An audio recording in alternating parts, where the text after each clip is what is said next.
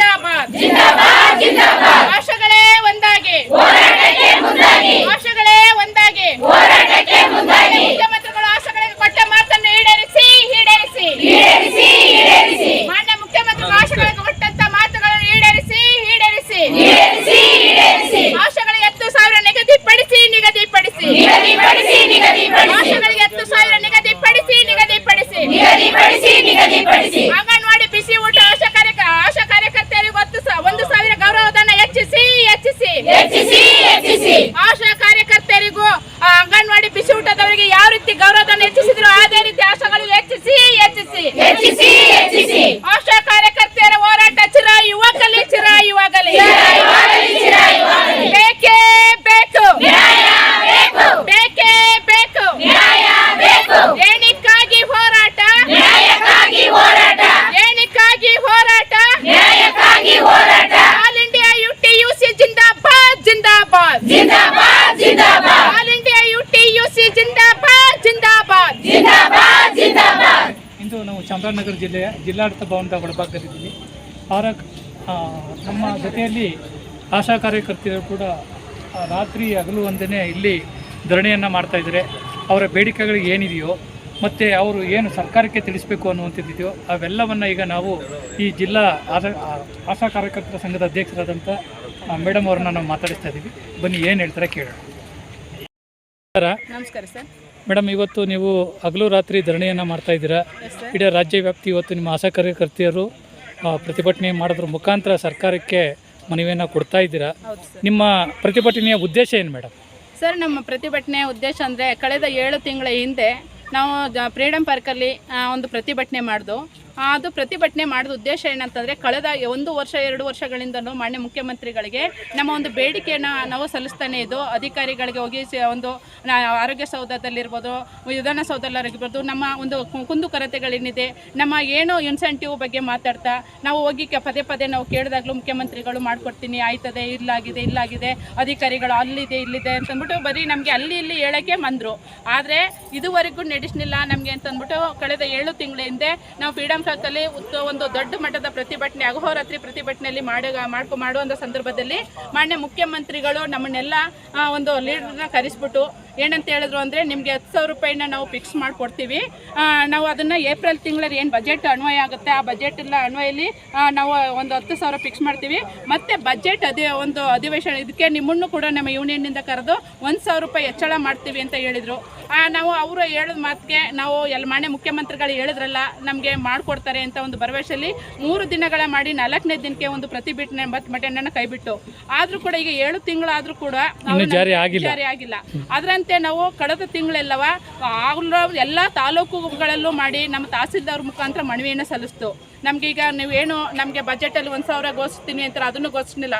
ಅದು ಬಿಸಿ ಊಟ ಮತ್ತು ಅಂಗನವಾಡಿ ಕಾರ್ಯಕರ್ತರಿಗೆ ಅದು 1,000 ಘೋಷಿಸಿದ್ರು. ಆದರೆ ನಮ್ಮ ಆಶಾ ಕಾರ್ಯಕರ್ತೆಯರಿಗೆ 1,000 ಅದು ಘೋಷಣೆ ಮಾಡಿಲ್ಲ. ಏನು ಟೀಮ್ ಬೇಸಿಕ್ ಇನ್ಸೆಂಟಿವ್ ಅಂತ 15,000 ಜನಕ್ಕೆ ಕೊಡಬೇಕಾಗಿತ್ತು, ಅದನ್ನು ಮಾತ್ರ ಅವರು ಕೊಟ್ಟರು. 15,000 ಜನಕ್ಕೆ ಕೊಟ್ಟಿದ್ದೀವಿ ಅಂತ ಹೇಳ್ತಾ ಬಂದರು. ಅದು ಆದರೆ ನಾವು ಕೇಳಿದ್ದು ಇಡೀ ನಮ್ಮ 45,000 ಆಶಾ ಕಾರ್ಯಕರ್ತರು ಏನಿದ್ದಾರೆ ಅವ್ರಿಗೆಲ್ಲ ಕೊಡಿ ಅಂತ ನಾವು ಕೇಳಿದ್ದು.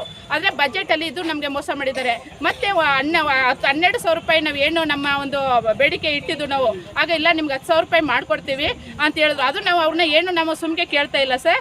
ನಾವು ಕೇಳ್ತಾ ಇರೋದೇನಂತಾರೆ ನಾವು ಏನು ಗಳಿಸ್ತಾ ಇದ್ದು ಪ್ರತಿದಿನ ನಾವು ಮಾಡ್ತಾ ಇರುವಂಥ ಕೆಲಸದಲ್ಲಿ ಇನ್ಸೆಂಟಿವ್ ಪ್ರಕಾರ ನಾವು ಪಡಿತಾ ಇದ್ದು ಅದು ಆನ್ಲೈನ್ ಎಂಟ್ರಿ ಆಗಬೇಕಾಗಿತ್ತು. ಆನ್ಲೈನ್ ಎಂಟ್ರಿ ಆಗದೆ ಇದ್ದು ನಾವು ಆಶಾದವರು ಕೆಲಸ ಮಾಡ್ತಿದ್ದೀವಿ. ಆದರೆ ಆನ್ಲೈನ್ ಎಂಟ್ರಿ ಮಾಡ್ತಿದ್ದು ನಮ್ಮ ತಪ್ಪಲ್ಲ. ಆದರೆ ಅವರು ನಮಗೆ ಆನ್ಲೈನ್ ಎಂಟ್ರಿ ಮಾಡಿದ ಸಂದರ್ಭದಲ್ಲಿ ನಮ್ಗೆ ಇನ್ಸೆಂಟಿವ್ ಕಡಿಮೆ ಬರ್ತಿತ್ತು. ಅದಕ್ಕೆ ನೀವು ಯಾರು ಕಲ್ಲಾರು ನಿಮ್ಮ ಡಾಟಾನ ತುಂಬಿಸ್ಕೊಳ್ಳಿ, ನಮಗೆ 12,000 ರೂಪಾಯಿ ಏನಾಗಿದೆ ಅದನ್ನ ಕೊಡಿ ಅಂದಕ್ಕ ಇಲ್ಲ ನಾವು 10,000 ರೂಪಾಯಿ ಕೊಡ್ಬೋದು ನಿಮಗೆ, ನಾವೆಲ್ಲ ಕೊಡಿ ಕಲಿತ್ರೆ ಮಾಡಿದ್ರೆ 10,000 ರೂಪಾಯಿ ಆಗುತ್ತೆ, ಮುಂದಿನ ಬಜೆಟಲ್ಲಿ ನಿಮ್ಗೆ 10,000 ರೂಪಾಯಿ 1,000 ರೂಪಾಯಿ 11,000 ರೂಪಾಯಿ ಆಗುತ್ತೆ ಅಂತ ನಮಗೆ ಒಂದು ಮಾತನ್ನು ಕೊಟ್ಟು ಅವರು ನಮ್ಮನ್ನು ಕಳಿಸ್ಕೊಟ್ರು. ನೀವು ಹೋಗಿ ನನ್ನ ಮಾತಿಗೆ ಮರ್ಯಾದೆ ಕೊಡಿ ಅಂತ. ನಾವು ನುಡಿದಂತೆ ನಡ್ಕೊಳ್ತಾರೆ ಸಿದ್ದರಾಮಯ್ಯ ಸರ್ಕಾರ ನಮ್ಮ ಮಹಿಳಾ ಪರವಾಗಿದೆ ಅಂತ ಹೇಳ್ಬಿಟ್ಟು ನಾವು ಪ್ರತಿಭಟನೆಯನ್ನು ನಾವೆಲ್ಲ ಮಾತಾಡಿ ಪ್ರತಿಭಟನೆ ವಾಪಸ್ ಮಾಡಿದ್ದೀರಾ ಮೇಡಮ್. ಈ ಮುಂದಿನ ದಿನಗಳಲ್ಲಿ ಸರ್ಕಾರ ನಿಮಗೆ ಸ್ಪಂದಿಸಲಿಲ್ಲ ಅಂತಂದರೆ ನಿಮ್ಮ ಹೋರಾಟದ ರೂಪ ಹೇಗಿರ್ತದೆ? ಸರ್ ಅದನ್ನು ನಾವು ಇವತ್ತನ್ನು ಹೇಳೋಕ್ಕೆ ಇಷ್ಟಪಡ್ತಾ ಇದ್ದೀನಿ. ಯಾಕಂದರೆ ಈಗ ನಾವು ಎಲ್ಲ ಜಿಲ್ಲಾ ಕೇಂದ್ರಗಳು ಟೆಸ್ಟ್ ಡೋಸ್ ಏನಂತ ಇದೆ ಅಂತ ಇದ್ದೀವಿ. ಆಗ ಟೆಸ್ಟ್ ಡೋಸ್ ಮುಖಾಂತರ ಜಿಲ್ಲಾ ಕೇಂದ್ರಗಳಲ್ಲಿ ನಾವು ಇದೊಂದು ಪ್ರತಿಭಟನೆ ಮಾಡ್ತಾ ಇದ್ದೀವಿ. ಇದಕ್ಕೂ ಅವರು ಸ್ಪಂದಿಸಲಿಲ್ಲ ಅಂದರೆ ನಾವು ರಾಜ್ಯ ಮಟ್ಟದಲ್ಲಿ ಉಗ್ರ ಪ್ರತಿಭಟನೆ ಮಾಡಬೇಕು ಅಂತ ಅಂದ್ಕೊಂಡಿದ್ದೀವಿ. ನಾವೆಲ್ಲ ಚರ್ಚೆ ಮಾಡಿ ಎಲ್ಲ ಜಿಲ್ಲೆವಾರು ಸಂಘಟನೆ ಮಾಡಿ ಅದೆಲ್ಲ ಚರ್ಚೆ ಮಾಡಿ ಒಂದು ದೊಡ್ಡ ಮಟ್ಟದಲ್ಲಿ ರಾಜ್ಯ ಮಟ್ಟದಲ್ಲಿ ಒಂದು ಉಗ್ರ ಹೋರಾಟನ ಮಾಡ್ತೀವಿ ಅಂತ ನಾನು ಹೇಳೋಕ್ಕೆ ಇಷ್ಟಪಡ್ತೀನಿ ಸರ್. ಒಳ್ಳೆಯದಾಗ್ತದೆ.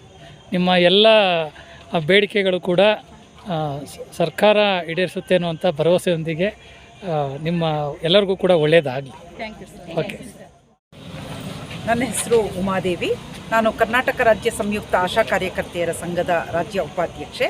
ಈಗಾಗಲೇ ಇಡೀ ರಾಜ್ಯದಲ್ಲಿ ಆಶಾ ಕಾರ್ಯಕರ್ತೆಯರು ಅಹೋರಾತ್ರಿ ಪ್ರತಿಭಟನೆಯನ್ನು ಹಮ್ಮಿಕೊಂಡಿರೋ ಸುದ್ದಿ ಮುಟ್ಟಿದೆ ನಿಮ್ಮೆಲ್ಲರಿಗೂ ಕೂಡ.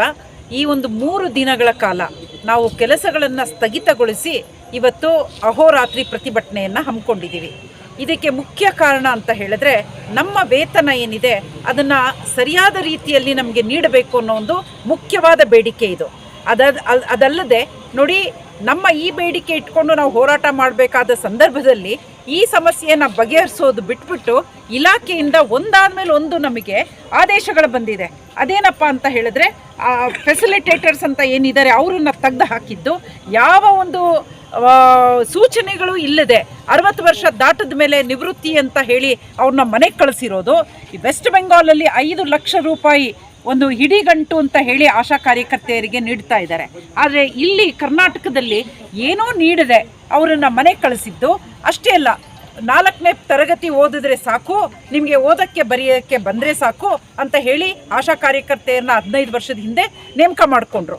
ಆದರೆ ಈಗ ದಿಢೀರಂತ ಅವ್ರಿಗೆ ಅವರ ಒಂದು ವಿದ್ಯಾ ಅರ್ಹತೆ ಬಗ್ಗೆ ಜಾಗೃತಿ ಮೂಡಿಬಿಟ್ಟಿದೆ. ಎಲ್ಲರ ವಿದ್ಯಾ ಅರ್ಹತೆ ಏನು ಅಂತ ಹೇಳಿ ಮಾಹಿತಿ ಸಂಗ್ರಹಿಸ್ತಾ ಇದ್ದಾರೆ. ಇದು ಯಾವ ಉದ್ದೇಶದಿಂದ? ಒಂದು ರೀತಿ ಆತಂಕದ ಒಂದು ವಾತಾವರಣ ಸೃಷ್ಟಿಸಿದ್ದಾರೆ. ಇವಾಗ ಇಷ್ಟು ವಿದ್ಯಾರ್ಹತೆ ಇಟ್ಕೊಂಡು 17 ವರ್ಷ ದುಡಿಸ್ಕೊಂಡಿದ್ದಾರೆ. ಇವಾಗ ಇವ್ರನ್ನ ತೆಗೆದು ಹಾಕ್ತೀವಿ ಅನ್ನೋ ಒಂದು ಭಯದ ವಾತಾವರಣ ಯಾಕೆ ಸೃಷ್ಟಿಸಬೇಕು? ಇನ್ನೊಂದು ಕಡೆ ನಾವು ನೋಡ್ತಾ ಇದ್ದೀವಿ, ಇವರೆಲ್ಲ ಕೂಡ ಇನ್ಸೆಂಟಿವ್ ಬೇಸ್ಡ್ ಕೆಲಸನೇ. ಅವ್ರು ಕೆಲಸ ಮಾಡಿದ್ರೆ ದುಡ್ಡು ಉಂಟು, ಇಲ್ಲ ಅಂದರೆ ಇಲ್ಲ. ಆದರೆ 3 ತಿಂಗಳಿಗೊಮ್ಮೆ ಇವ್ರಿಗೆ ಮಾರ್ಕ್ಸ್ ಹಾಕ್ತಾರಂತೆ, ಇವರ ಪರ್ಫಾರ್ಮೆನ್ಸ್ ಬಗ್ಗೆ ಒಂದು ಮಾಹಿತಿ ಸಂಗ್ರಹಿಸ್ತಾರಂತೆ. ಇವೆಲ್ಲ ನಿಯಮಗಳು ಏನಿದರ ಒಂದು ಅರ್ಥ? ಇನ್ನೊಂದು ಕಡೆ ಅವ್ರು ಹೇಳ್ತಾ ಇದ್ದಾರೆ ನೋಡಿ, ಯಾಕೆ ಇವರಿಗೆ ಇನ್ಸೆಂಟಿವ್ ಕಡಿಮೆ ಬರ್ತಾ ಇದೆ ಅಂದರೆ ಇವರಿಗೆ ಪಾಪ್ಯುಲೇಷನ್ ಕಡಿಮೆ ಇದ್ದಾರೆ. ಹಾಗಾಗಿ ಒಬ್ಬೊಬ್ಬರಿಗೆ ನಾವು 2,500 ತನಕ ಪಾಪ್ಯುಲೇಷನ್ ಕೊಡ್ತೀವಿ, ಆವಾಗ ಅವ್ರ ಇನ್ಸೆಂಟಿವ್ ಜಾಸ್ತಿ ಆಗುತ್ತೆ ಅಂತ ಹೇಳಿ. ಎಲ್ಲಿದೆ ಈ ಮಾರ್ಗಸೂಚಿ? ಕೇಂದ್ರದಿಂದ ಇರೋ ಮಾರ್ಗಸೂಚಿ ಪ್ರಕಾರ ಒಬ್ಬ ಆಶಾ 1,000 ಪಾಪ್ಯುಲೇಷನ್ಗೆ ಕೆಲಸ ಮಾಡೋಕ್ಕೆ ಸಾಧ್ಯ. 1,000 ದಾಟ್ತಾ ಇದ್ದ ಹಾಗೆ ಅವ್ರು ಇನ್ನೊಬ್ಬ ಆಶಾನ ನೇಮಿಸ್ಕೋಬೇಕು. ಇದು ಅದೇ ಒಂದು ಮಾರ್ಗಸೂಚಿ ಇದೆ. ಆದರೆ ಕರ್ನಾಟಕದಲ್ಲಿ ಹೇಗೆ ಇವರು ಬೇಕಾಬಿಟ್ಟು ಮಾರ್ಗಸೂಚಿಗಳನ್ನು ನೀಡ್ತಾ ಇದ್ದಾರಾ? ಮೊನ್ನೆ ದಿಢೀರಂತ ಒಂದು ಸಭೆ ಕರೆದುಬಿಟ್ಟು ಈ ವಿಷಯಗಳನ್ನು ನಮ್ಮ ಹತ್ರ ಮಾತಾಡ್ತಾ ಇದ್ದಾರೆ.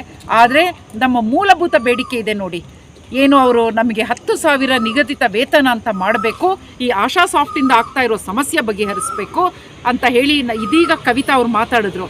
ಇವುಗಳನ್ನು ಬಗೆಹರಿಸಿ ಅಂತ ಹೇಳಿದ್ರೆ ಅದನ್ನು ಬಿಟ್ಬಿಟ್ಟು ಇವುಗಳನ್ನು ಇದು ನೇಮಗಳನ್ನು ಹೇಳ್ತಾ ಇದ್ದಾರೆ. ಸೊ ನಾವು ಇಲ್ಲಿ ಈ ಅಹೋರಾತ್ರಿ ಪ್ರತಿಭಟನೆ ಸಂದರ್ಭದಲ್ಲಿ ಹೇಳೋದು ಇಷ್ಟೇ, ಮುಖ್ಯಮಂತ್ರಿಗಳು ರೈತ ಪರ, ಕಾರ್ಮಿಕರ ಪರ, ಮಹಿಳೆಯರ ಪರ ಅಂತ ಹೇಳಿ ಬರೀ ನಮ್ಮ ರಾಜ್ಯದ ಮುಖ್ಯಮಂತ್ರಿಗಳಲ್ಲ, ಪ್ರಿಯಾಂಕಾ ಗಾಂಧಿ ಅವರು ಕೂಡ ಕರ್ನಾಟಕಕ್ಕೆ ಬಂದಾಗ ಚುನಾವಣಾ ಸಂದರ್ಭದಲ್ಲಿ ಅವರು ಆಶಾ ಅಂಗನವಾಡಿ ಬಿಸಿ ಊಟದ ಕಾರ್ಯಕರ್ತೆಯರಿಗೆ ಅವರ ಸಂಬಳ ಹೆಚ್ಚಿಸ್ತೀವಿ ಅಂತ ಹೇಳಿ ಅವರ ಪ್ರಣಾಳಿಕೆಯಲ್ಲೂ ಹೇಳ್ಕೊಂಡಿದ್ದಾರೆ. ಆದರೆ ನುಡಿದಂತೆ ನಡೀಬೇಕಲ್ವ ಸರ್ಕಾರ? ಕಾಂಗ್ರೆಸ್ ಸರ್ಕಾರ ಈ ರೀತಿ ಮಾಡ್ತಾ ಇರೋದು ನಾವು ಸಂಪೂರ್ಣವಾಗಿ ಖಂಡಿಸ್ತೀವಿ. ಇಲ್ಲಿ ಹೀಗೆ ಮಾಡ್ತಿದ್ದಾರೆ. ಕೇರಳದಲ್ಲಿ ಹೋಗ್ಬಿಟ್ಟು ಇದೇ ಕಾಂಗ್ರೆಸ್ ಪಕ್ಷದವರು ಅಲ್ಲಿ ಆಶಾ ಕಾರ್ಯಕರ್ತೆಯರಿಗೆ ವೇತನ ಹೆಚ್ಚಿಸಿ ಅಂತ ಹೋರಾಟ ಮಾಡ್ತಾ ಇದ್ದಾರೆ. ಇದು ಎಂಥ ವಿಪರ್ಯಾಸ ಅಲ್ವಾ ಅಂತ ನಾವು ಪ್ರಶ್ನಿಸ್ತಾ ಇದ್ದೀವಿ. ಸೊ ಆದಷ್ಟು ಬೇಗ ನಮ್ಮ ಸಮಸ್ಯೆ ಬಗೆಹರಿಸಬೇಕು. ಇಲ್ಲದೆ ಹೋದರೆ ನಾವು ಈ ರೀತಿ ಅನಿರ್ದಿಷ್ಟ ಮುಷ್ಕರ ಮುಂದಿನ ದಿನಗಳಲ್ಲಿ ಇನ್ನು ಉಗ್ರವಾಗಿ ಹೋರಾಟ ಕಟ್ಟಬೇಕಾಗಂಥ ಸಂದರ್ಭ ಬರಬಹುದು. ಅಂಥ ಒಂದು ಸ್ಥಿತಿಗೆ ನಮ್ಮನ್ನು ತಳ್ಳಬೇಡಿ ಅಂತ ನಾನು ಹೇಳಕ್ಕೆ ಇಷ್ಟಪಡ್ತೀನಿ. ಧನ್ಯವಾದ.